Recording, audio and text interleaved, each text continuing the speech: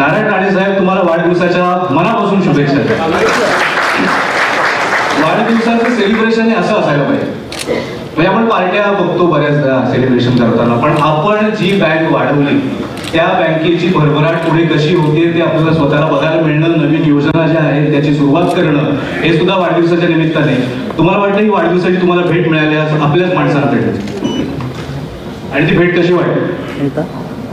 ज्या बँकेला निवडणूक जिंकून आम्ही आमच्या विचाराची, आमच्या पक्षाची सत्ता आणली, त्यांनी या जिल्ह्याचा विकास करावा, म्हणजे जिल्ह्यातील लोकांचा विकास व्हावा या दृष्टिकोनातून त्यांनी वेगवेगळे उपक्रम राबवत असताना रोजगार किंवा दरडोई उत्पन्न वाढवण्याच्या दृष्टिकोनाने विचार करून वेगवेगळ्या योजना आणल्या. त्यात कुक्कुटपालन आहे, त्या शेळी मेंढी प्रकल्प आहे, असे अनेक प्रकल्प, छोटे छोटे उद्योग यामध्ये लोकांना कर्ज दिली. मला सांगायला आवडेल की मी जेव्हा या जिल्ह्यात आलो 90 साली, त्या जिल्ह्याचं दरडोई उत्पन्न 35,000च्या जवळपास, पण आता ते 2,40,000 पर्यंत गेले. ही प्रगती आहे. त्या प्रगतीमध्ये जिल्हा बँकेचा पण मोठा वाटा आहे, ते सांगताना मला आनंद वाटतो. आणि माझ्या डोळ्यासमोर मी म्हणणार नाही माझ्या डोळ्यासमोर ही बँकेची प्रगती स्थानिक लोकांसाठी उपयुक्त ठरली.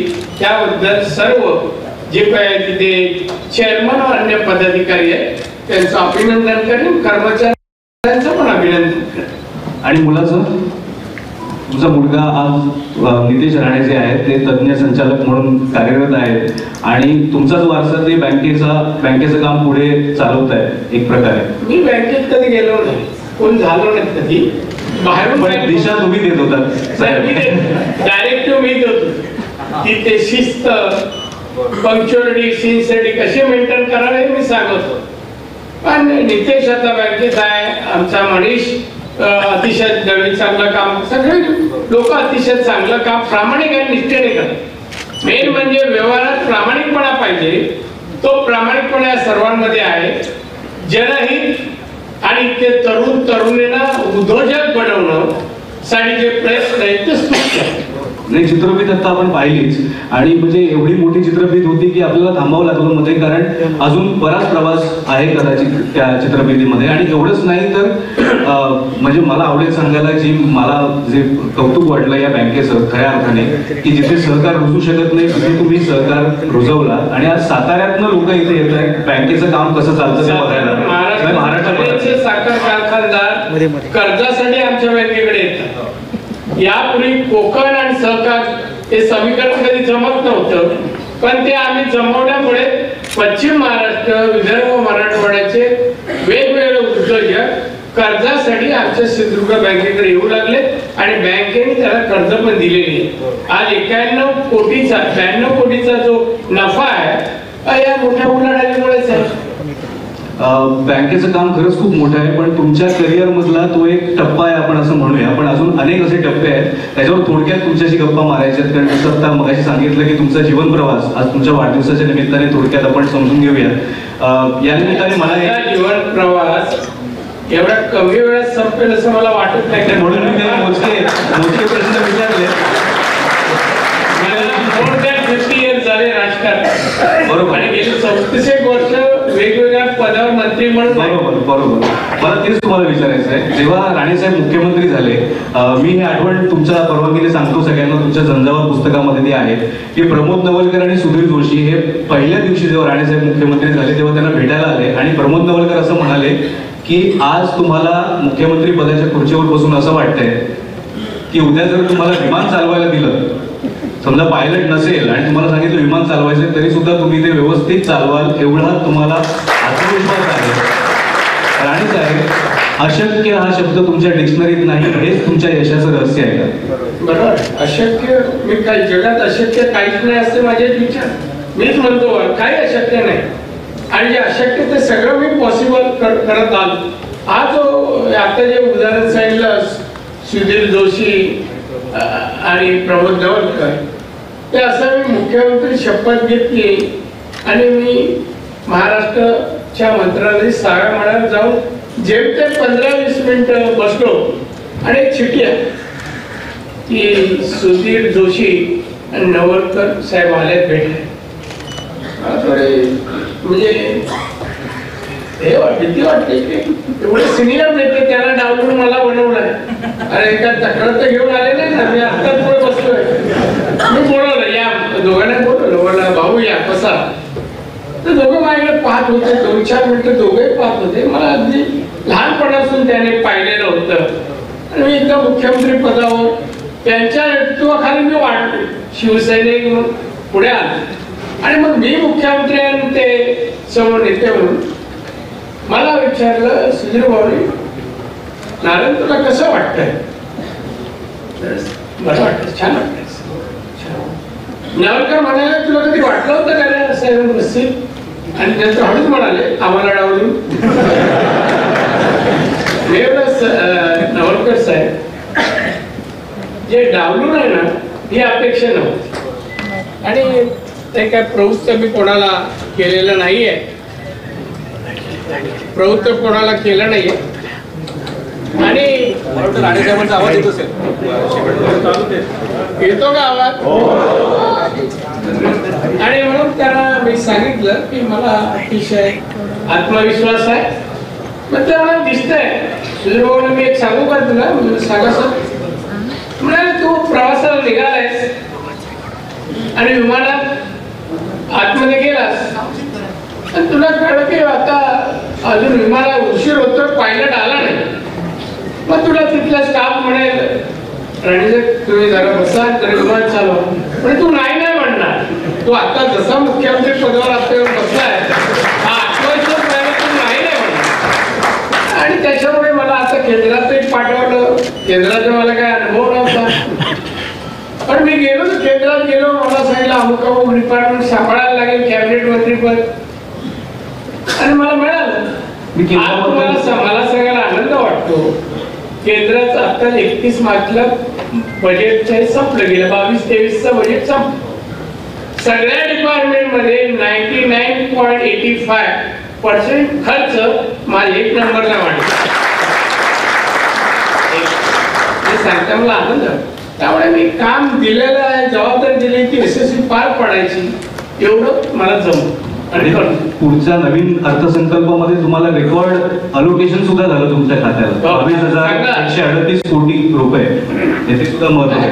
त्याबद्दल आपण बोलूया राणे साहेब. आपण केंद्रातलं तुमचं जे आत्ताचं काम आहे ते खूप महत्वाचं आहे आणि त्याच्याबद्दल अजून बऱ्याच लोकांना माहित नाहीये.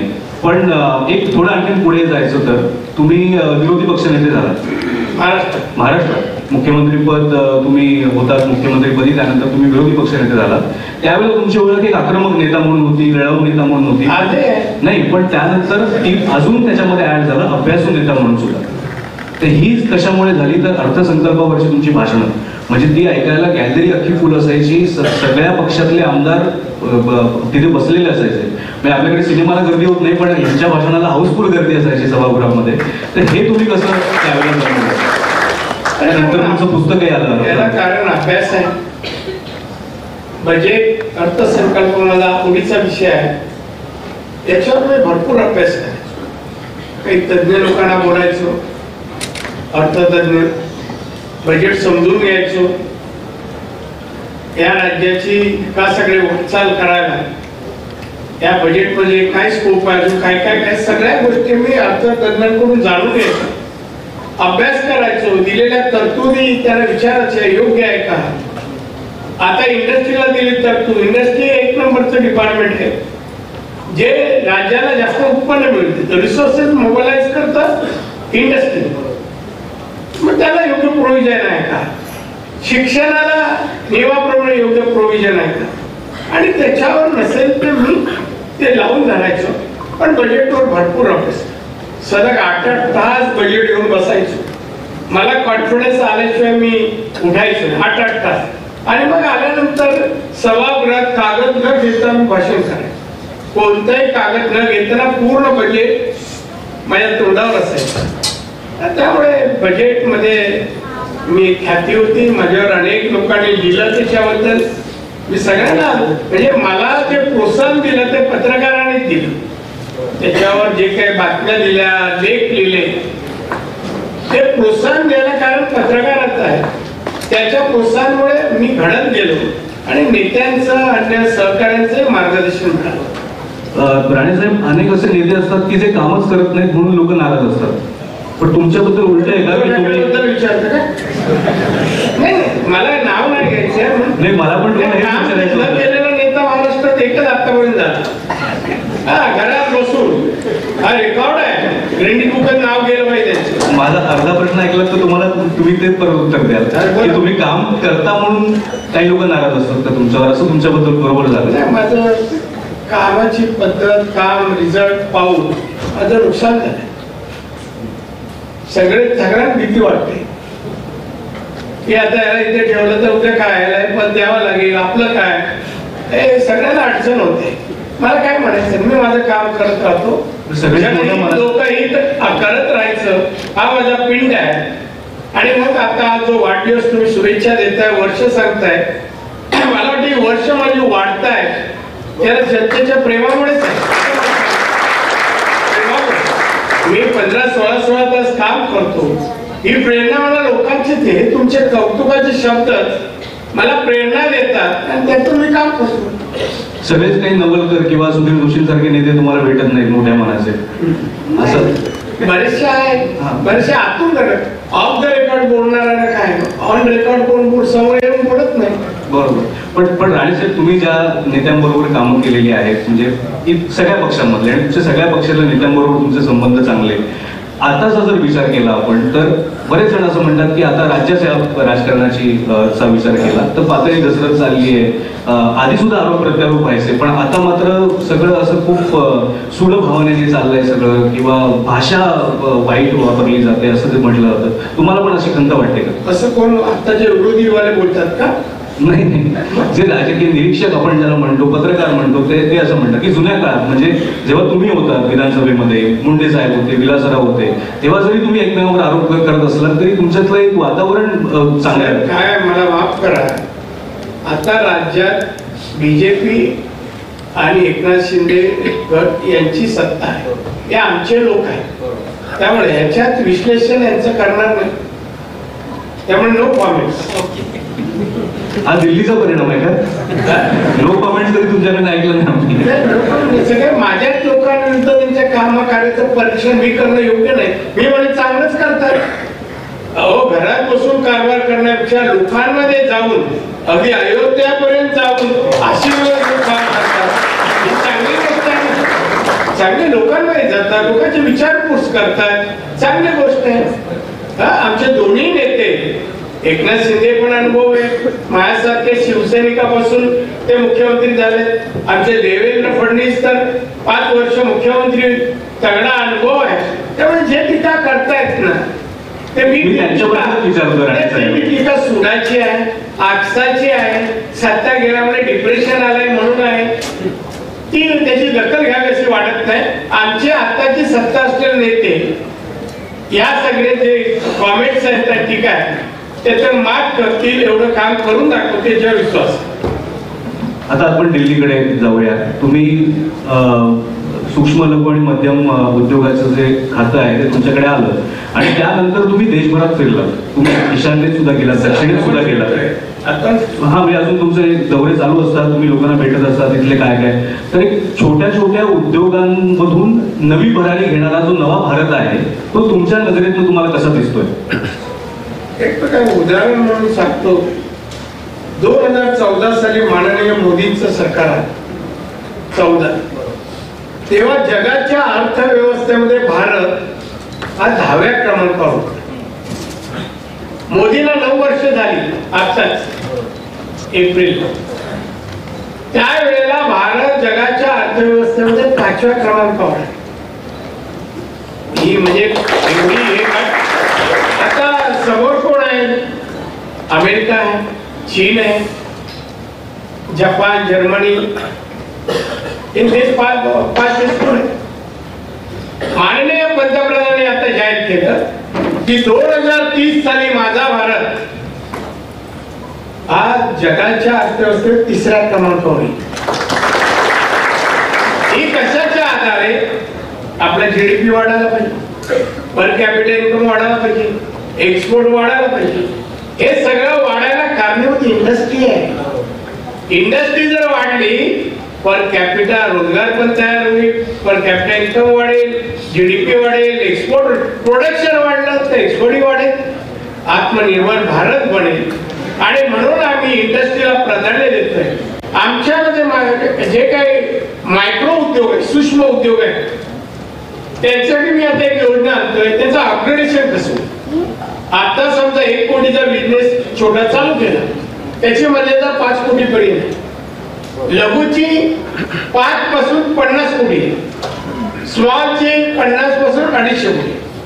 तर आमचं म्हणणं आहे की आता सूक्ष्मामध्ये आहे, मोठी सर सूक्ष्मामध्ये, लघुमध्ये जर 10-20% येणाऱ्या 3 वर्षात गेले, 4 वर्षात गेले तर आमची अर्थव्यवस्था सुधारेल. आता पर कॅपिटल इन्कम जो आमचा जवळपास 2 लाख आहे, आमचा जीडीपी जवळपास आता 3.6 आहे, तो आमचा 5 पर्यंत जाईल. आम्ही जपानच्या पुढे जाऊ म्हणून तिसऱ्या क्रमांक. आणि म्हणून मोदीजी म्हणतात माझा भारत येईल तो विचार, आम्ही इंडस्ट्रीची ग्रोथ करू पाहतो. मायक्रो मधून स्मॉल मध्ये, म्हणजे लघुमधून मीडियम मध्ये उद्योग वाढवावे, उत्पन्न वाढवावं, रोजगार वाढवावे आणि आत्मनिर्भर भारताबरोबर भारत जगाच्या अर्थव्यवस्थेमध्ये वरच्या क्रमांकावर म्हणजे तिसऱ्या क्रमांक आणण्यासाठी त्यांनी ते सांगितलं. आज आम्ही तिसऱ्या क्रमांकावर येऊ. 2030 एवढा आत्मविश्वास आतापर्यंतच्या कोणी पीएमने व्यक्त केला नाही प्रगतीच्या बद्दल. प्रगती आहे मात्र मोदींनी करून दाखवलं, हे सगळं करून दाखवलं. आणि म्हणून भारत सुखी व्हायचा असेल, समृद्ध व्हायचं असेल तर पर कॅपिटल इन्कम, जीडीपी वाढवण्याचे प्रयत्न आताच बीजेपी सरकारच करताय. हे नुसते बोलताय, तू अदानी काय, हे काय, दुसरं काय विषय नाही, बोलताच येत नाही तर काय विषयच माहित नाही ना.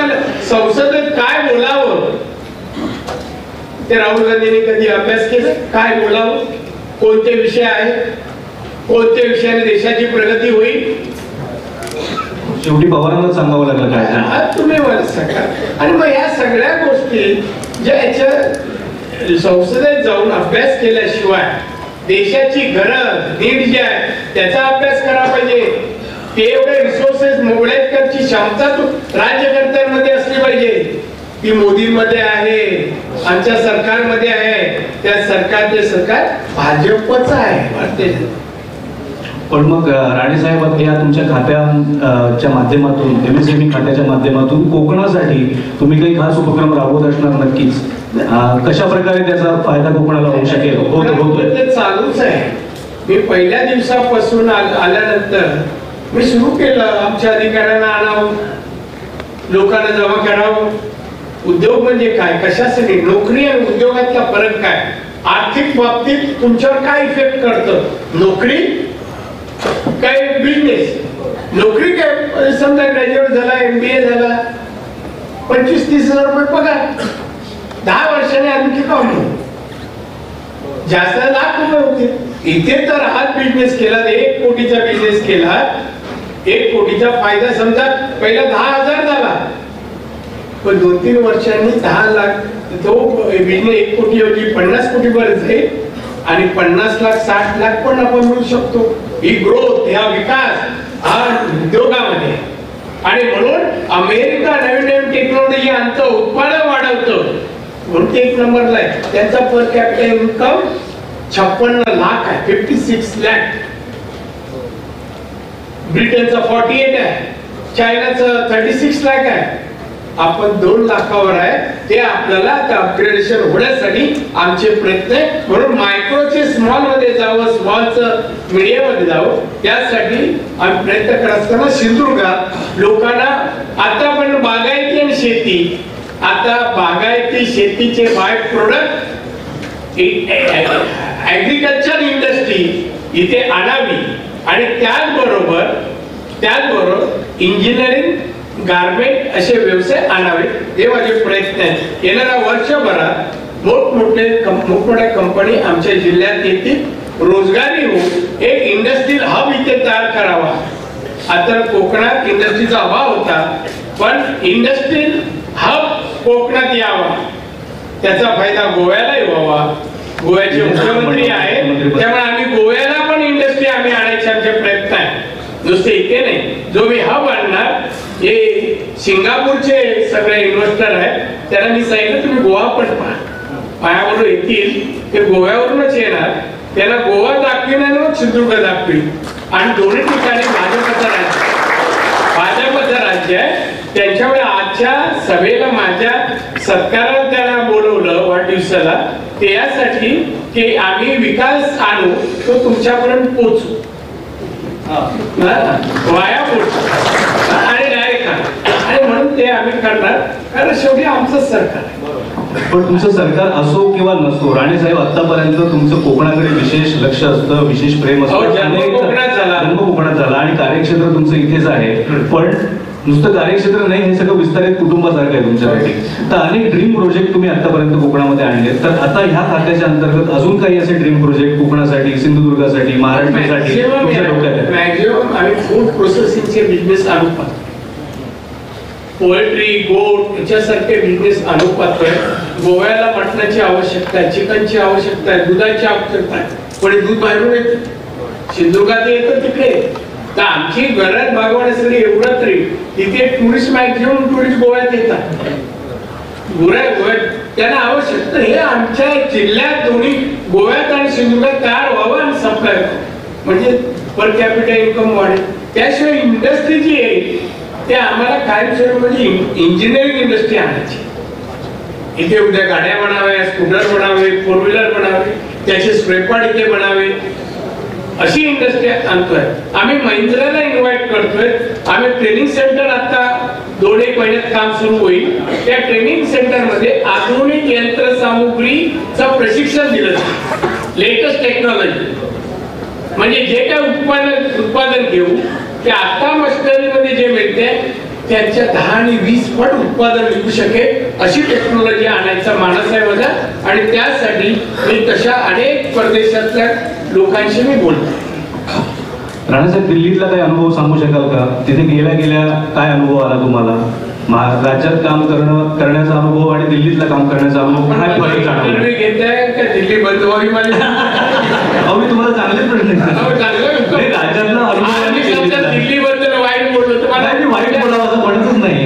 उलट आपला मराठी माणूस दिल्लीचं क्लायमेट ते मी ऍडजस्ट करतो. मी शेवटी कोकण, मुंबई आणि महाराष्ट्रात याच्या अगोदरही फिरत होतो, तेच मी दिल्ली वगैरे मी ऍडजस्ट करतो. वातावरण कसं आहे, असो अति थंडी असते, आता तर अति गरमी आहे, बाहेर आपण फिरू शकत नाही.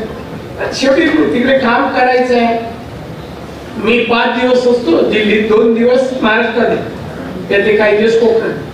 अतिशय चांगलं जमून घेतलंय, ताळमेळ चांगलाय, चांगले अधिकारी मला मिळाले आहेत, मला चांगली साथ देत आहेत.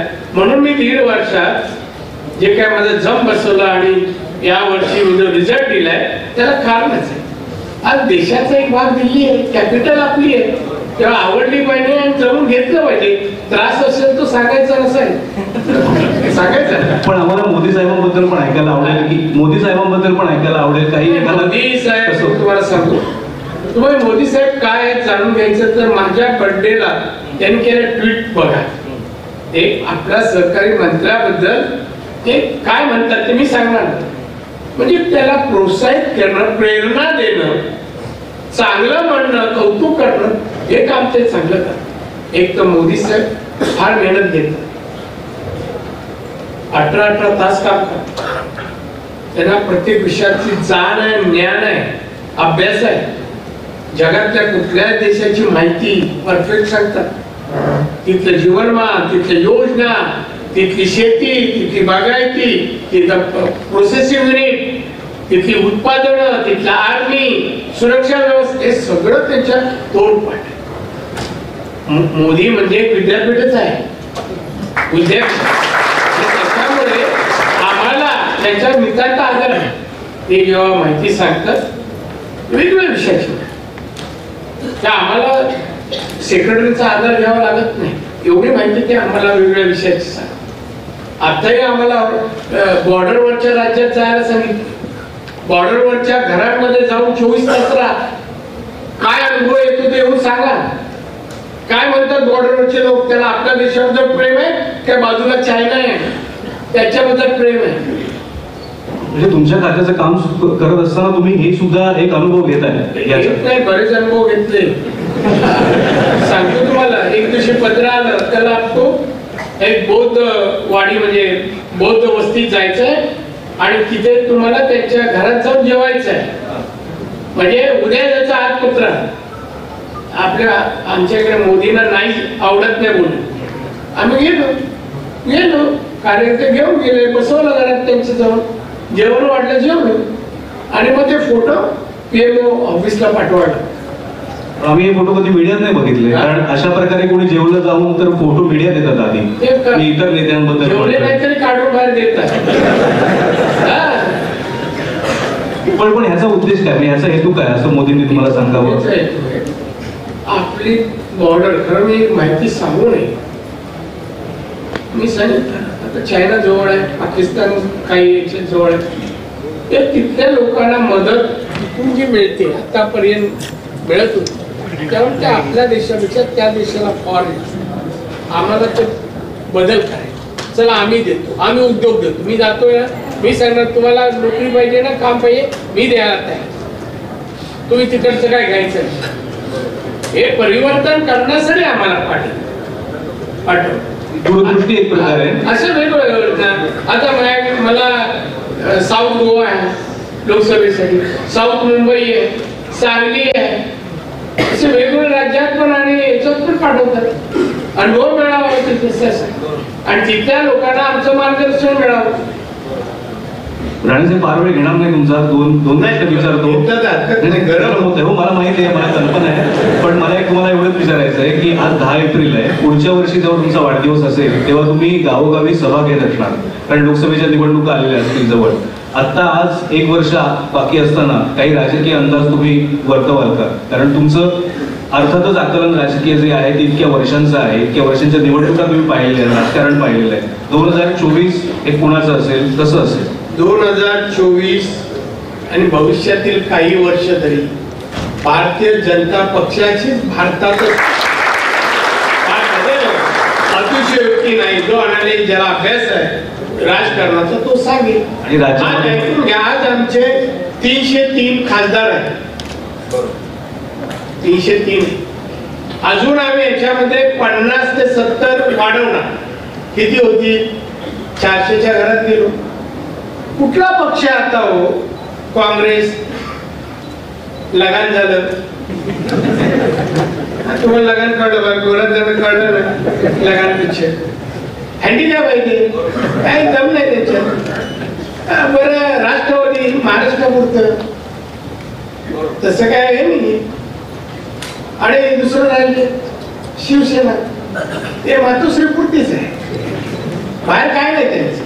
फक्त चालता येत नाही 20 पावलं, घोषणा काय घरात घुसून मारू, पण चालतं नाही बाबा, चालता येत नाही, धड बोलता येत नाही. बोलला तर शेअर देतो माणूस.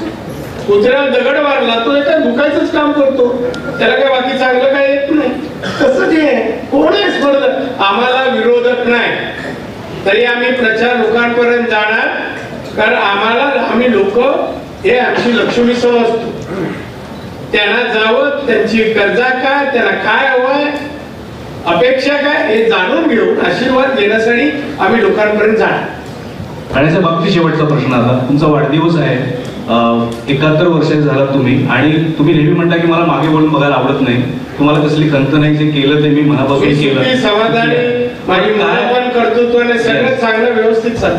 पण काय असं काम आहे जे करायचं राहिलंय, अजून काय साध्य करायचं राहिलंय येणाऱ्या काळामध्ये, अजून काय अशी इच्छा आहे की हे व्हायचंय, हे काम करायचंय? मला तुम्हाला एक सांगू, मी सांगितलं मी एक समाधानी पुरुष आहे, माणूस आहे. मी पहिल्यापासून प्लॅनिंगवरच इथपर्यंत आलोय. राजकारणाचा प्लॅनिंग आहे, माझं व्यवसायातलं आहे, माझं उत्पन्नाचं आहे. मी दरवर्षी माझं उत्पन्न माझ्या राहणीमानाप्रमाणे कसं वाढत जावं हे प्लॅनिंग करत इथपर्यंत आलं. तर मला असं वाटतं की आता मी समाधानी आहे, तरी पण माझं प्लॅनिंग संपणार नाही, जोपर्यंत जायचं तोपर्यंत जाईल. पण मी हे सगळ्या गोष्टी अगदीशय प्लॅनिंगने करतो. त्यामुळे पुढे मला अजून हे करायचं आहे, करायचं राहिलंय, मी काय ठेवलंच नाही.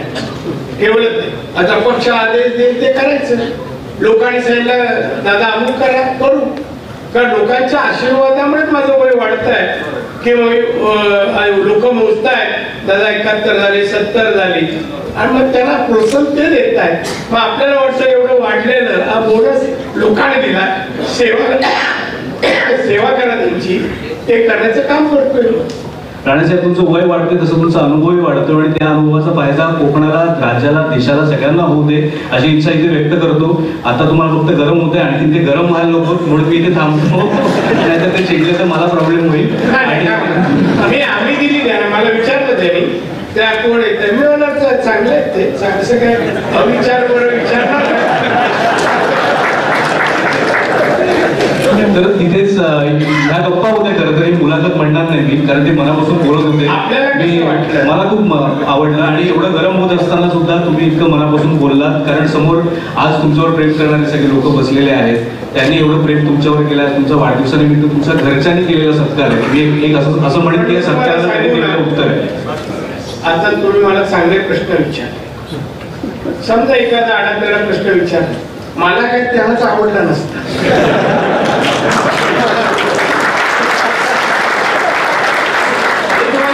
मला आधीच माहिती होतं म्हणून.